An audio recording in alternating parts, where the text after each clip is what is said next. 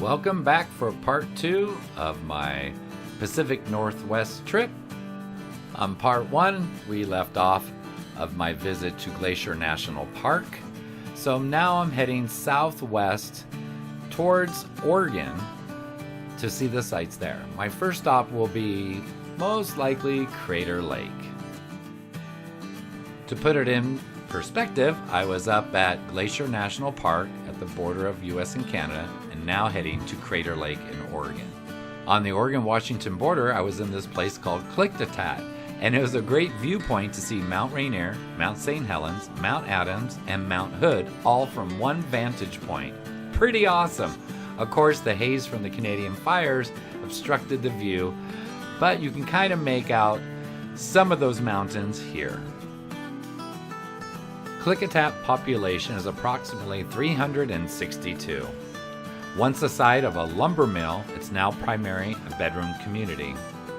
The county's economics has been based on sheep and cattle raising, wheat, orchards, timbers, and windmills to produce electricity.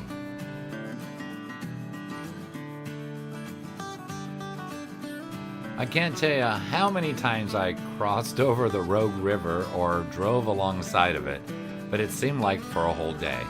But it was beautiful.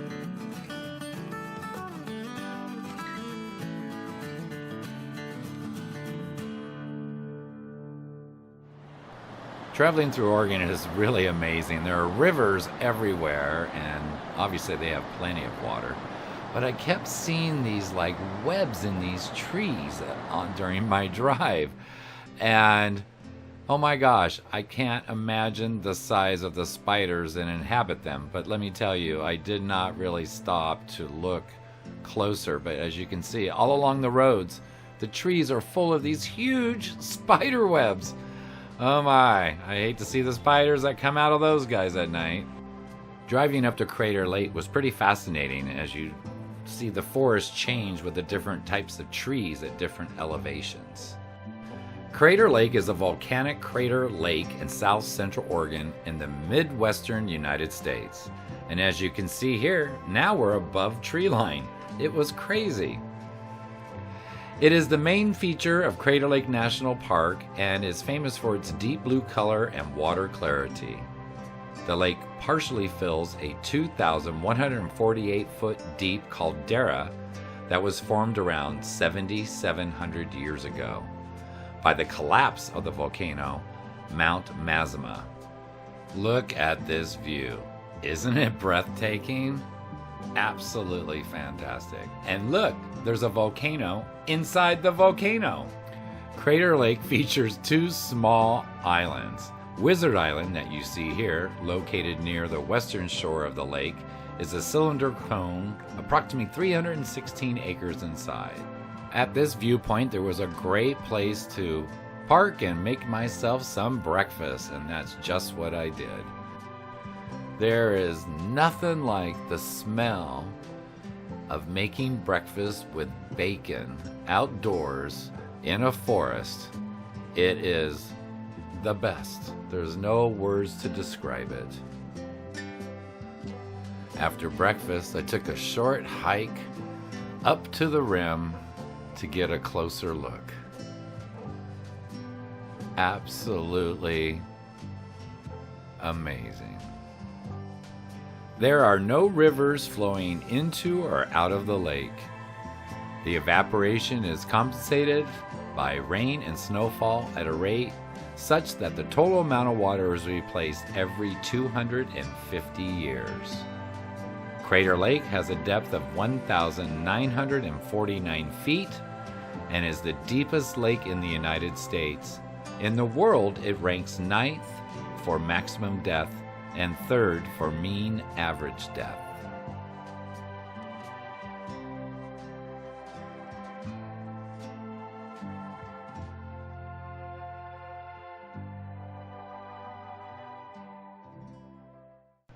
Here is a satellite view of Crater Lake. It's just crazy. It's just in the middle of nowhere and a huge crater filled with beautiful water. This view is from the National Park Visitor Center. And what a view it is. The recreational activities at Crater Lake include hiking, biking, snowshoeing, fishing, and cross-country skiing. And during the summer, campgrounds and lodges at Crater Lake are open to visitors. They did not mention any boating. Look at this cute little fella that I found walking around. How cute is that?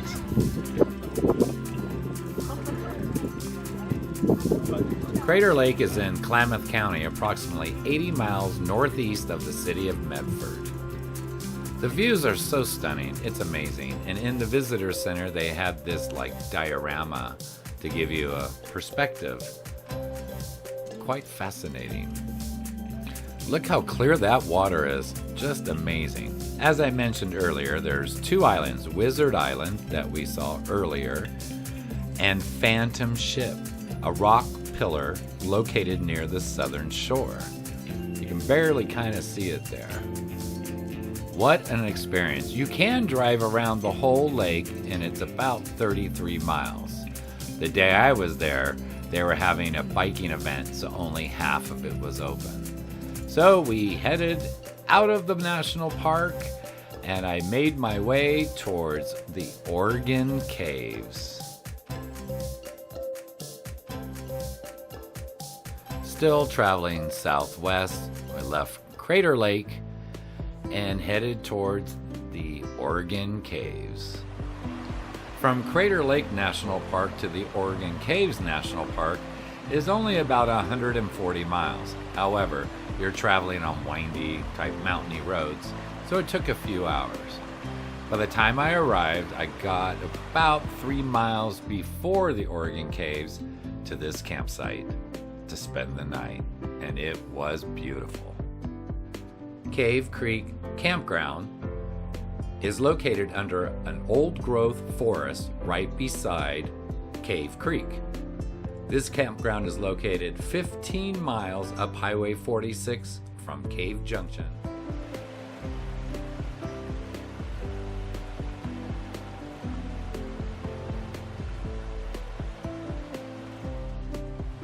Cave Creek Campgrounds is located about 4 miles from the Oregon Caves National Park. The campground has fire rings, water, and vault toilets. The spaces are too small for large RVs or trailers and no pull-through sites. It is one of the first campgrounds that I've been at that allows you to pick up the dead wood in the surrounding areas to burn in your fire pits. There are only 17 sites available on a first-come, first-served basis. I guess coming late in the season worked for me because there were only 3 other campers while I was there. Oregon Caves National Monument and Preserve is a protected area in the northern Siskiyou Mountains of southwestern Oregon. The park covers 4,554 acres, including the Marble Cave. I knew it had to be a great day as I started off in the parking lot with this little guy wandering around. Some words of advice: if you plan to tour the caves, make sure you buy your tickets in advance. I arrived a half hour early and was the first one in line, and I was the only one of the 6 people that were behind me that got on the tour that day. Wow, I got lucky. And just watch out for this first step here.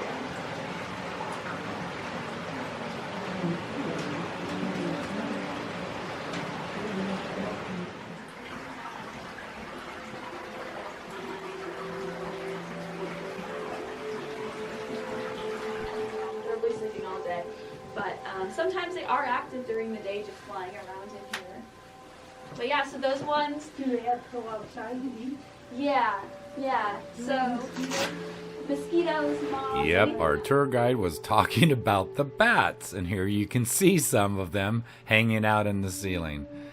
It's much like the Carlsbad Caverns. The bats leave the caves at dusk and arrive in the early morning. The cave was discovered in 1874 by Elijah Davidson, who was hunting with his dog in the Siskiyou Mountains of Oregon. In pursuit of a bear, the dog led Davison to a dark opening in the rocks. Gathering pine splinters to use as a torch, the hunter entered the opening. Thus was discovered the Oregon Caves. Jaguar and grizzly bear fossils are scattered about the caves. In 1995, a cave team found the most complete and northernmost jaguar fossil in the United States. The cold storage and the acid-free environment of the cave preserves animal remains for a long time. These grizzly bear bones are about 48,000 years old. So we pointed out some of those broken formations in the very beginning of today's tour. We're going to see a lot more of that in this room, unfortunately. All along the base of this formation, walking into this room, and these ones up here, we'll notice are just broken right off. Natural, so it's from the lights, exactly. Yeah, you'll see it just in front of it in some areas. It's the stalactite, holds tight to the ceiling, and the stalagmite. She didn't get to finish her sentence because my battery died. But the statement is, stalactites hold tightly against the ceiling of a cave, and stalagmites reach from the floor of the cave and might someday reach the ceiling. Lodging is available at the Oregon Caves. They have a chateau that's a 6-story hotel built in a rustic style in 1934. It's also a historic landmark. Unfortunately, when I was there, it's under complete renovation, so it should be very spiffy when it's completed. The cave's parent rock was originally limestone that metamorphosed into marble during the geological process that created the Klamath Mountains, including the Siskiyous. Although the limestone formed about 190 million years ago, the cave itself is no older than a few million years. And so they just decided to give a few rooms some spooky names, like the Ghost Room and Adam's Tomb. So visitors would be like, I wonder what that's about, and come up here. Valued as a tourist cave, the cavern also has scientific value.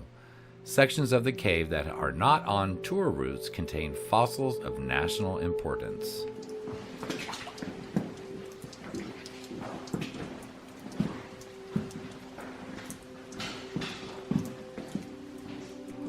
The National Park Service, which assumed control of the monument in 1933, offers tours of the cave from mid-April through early November. In 2014, the protected area was expanded by about 4,000 acres and redesigned a national monument and preserves. The tour is physically demanding. It requires the ability to walk and stoop through narrow, twisting passages, including an 88-foot passageway with ceilings as low as 45 inches. And the ability to ascend and descend 500 steps, which they saved most of them for last, as you can tell by our breathing. Yeah, definitely. All right, well, good job everybody with those 500 stairs. I know that definitely isn't easy. Tours are limited to 15 people at a time, and it takes about an hour and 40 minutes. But it was awesome. Leaving the Oregon Caves National Park and heading towards Cave Junction, the name kept ringing a bell. And I remember that in middle school we had some neighbors move in that had just come from Cave Junction, Oregon. And the reason they moved was they owned a market called the Wayside Market. And the belt broke on the milk cooler and it caught fire and burnt down. By the way, we're talking in the mid-70s. Obviously, the market was never rebuilt, but there was this slab sitting right there and a burnt down bit behind it. So I think I found it. So from Oregon Caves National Monument, I traveled southwest to Crescent City in Northern California to travel down the coast. So if I were to rank the caves and caverns that I visited in the last couple years, Carlsbad Caverns is still top at the list. And I think the Oregon Caves would be second, and then Shasta Caves third. Keep in mind, all caverns are caves, but caverns have stalactites and stalagmites. The Northern California coastline is spectacular, nothing like we have down here in Southern California. The water is deeper blue, and the rocks that protrude all over the coastline in and out of the water are just fantastic.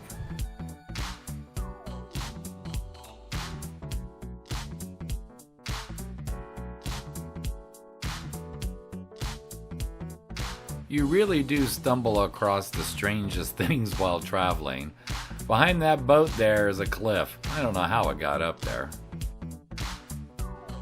Driving down Highway 101 south was an adventure. I did not realize that you're really driving through the Redwood forests.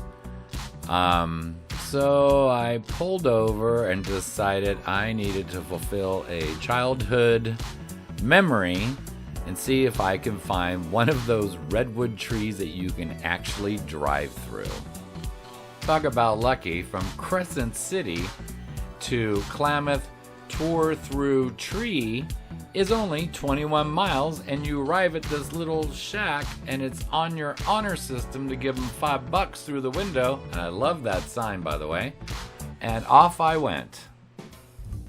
As a kid, I just remember this huge tree and going through it in our old Pontiac. But, when you're small, you don't really remember sizes well. And when I drove up on it, it wasn't quite what I remembered. But I think there's more than one, obviously. But we're going to give this one a good go. After folding in Miko's ears, we gave it our best shot, and easy peasy, we made it. Pretty cool. Once I exited the tree, I pulled over and I did a little Googling to find out where the next drive-through tree was. Apparently, 150 miles away, there's Chandelier Drive-Through Tree Park, so we're heading there. I have a need to find that tree that I remember as a kid.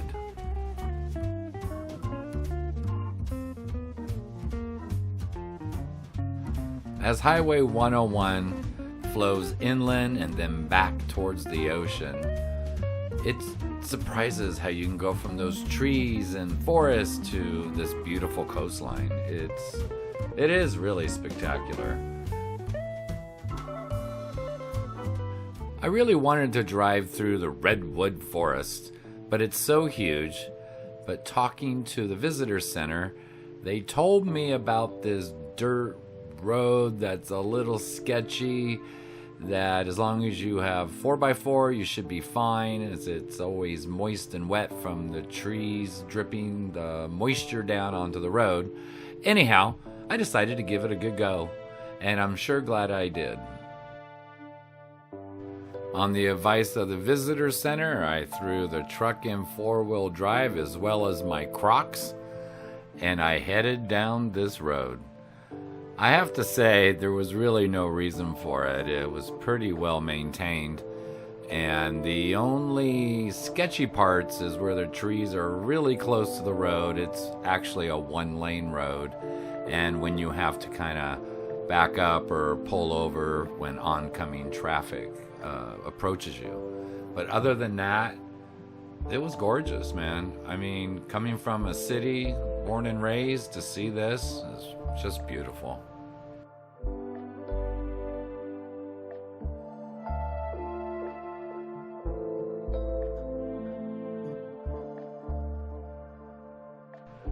Coming up here, I guess, would be one of those sketchy parts the visitor center told me about. As we traverse through the Redwood National Forest, let me give you some background.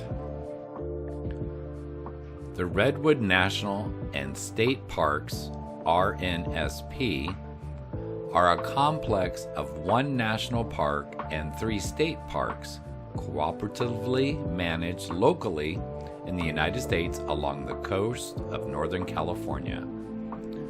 Comprising Redwood National Park, established in 1968, and California State Parks, Del Norte Coast, Jedediah Smith, and Prairie Creek, dating from the 1920s, the combined RNSP contains 139,000 acres and features old-growth temperate rainforest located within Del Norte and Humboldt counties.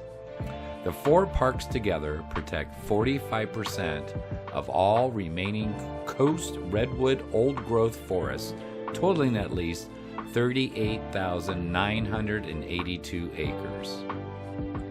These trees are the tallest amongst the oldest and one of the most massive tree species on Earth. In addition to the redwood forests, the park preserves other indigenous flora, fauna, grassland, prairie, cultural resources, portions of rivers, and other streams, as well as 37 miles of pristine coastline. Redwood National Park was created in 1968, by which time nearly 90% of the original redwood trees have been logged. The National Park Service and the California Department of Parks and Recreation administratively combined Redwood National Park with the three abutting Redwood State Parks in 1994 for the purpose of cooperative forest management and stabilization of forests and wetlands as a single unit. Man, these trees are tall.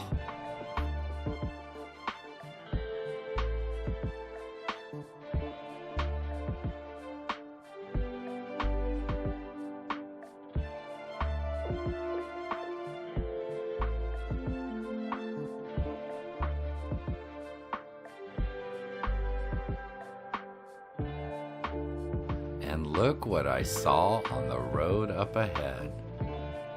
This made my day.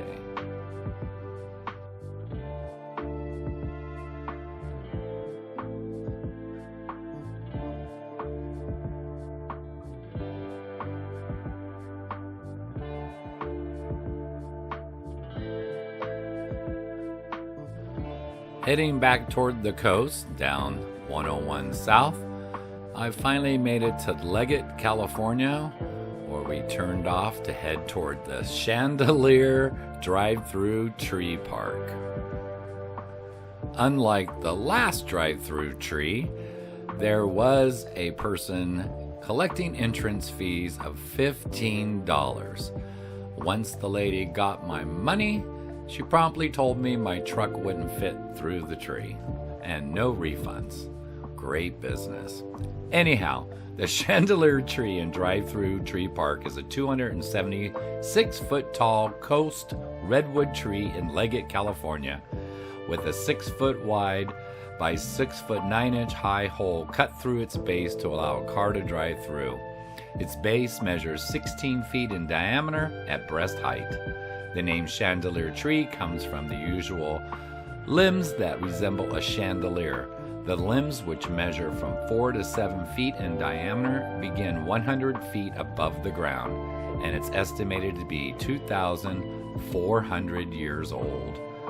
The reason Miko didn't fit is the truck was too tall, and no, this is not the drive-thru tree I remember as a kid. I'll have to keep searching. The coolest part about this park was this traveler with a retro trailer and canoe on top of this SUV. The plan was once I hit San Francisco to take Highway 1 all the way home, but it was closed between San Francisco and Santa Barbara due to flooding and mudslides and rain. So I headed to the 5 and headed on home. Thank you all for joining me. Here's a quick overview of all the places that I visited during this trip. Until the next time, love you, Mom.